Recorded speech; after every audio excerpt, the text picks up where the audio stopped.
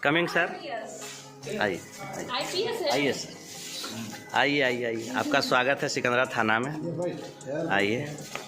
कहाँ ये वर्दी कहाँ तुमको मिली? खैरा में। खैरा में मिली। क्या मामला, कौन दिया?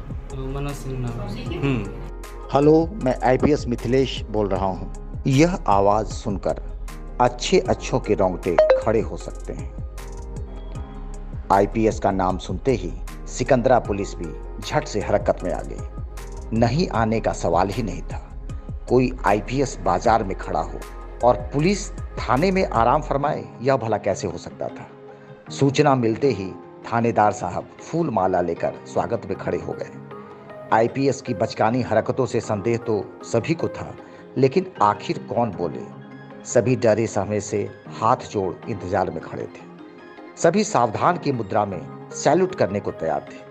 तभी अचानक शरारतियों की एक टोली आईपीएस को खींचते हुए थाने में ले आई। पुलिस की आंखें फटी रह गईं। यह नज़ारा किसी को भी हक्का बक्का कर सकता था।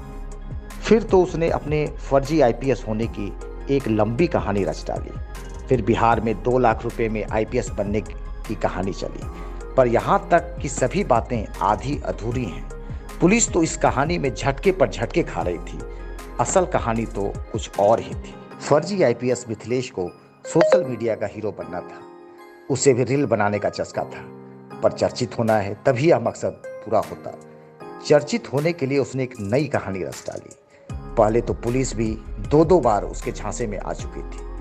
अब पुलिस को उसकी बातों पर एतबार नहीं था। अपने बुने जाल में फर्जी आईपीएस मिथिलेश फंसता चला गया। अब हकीकत बेपर्दा हो चुकी थी। अब चौंकने की बारी मिथिलेश की थी।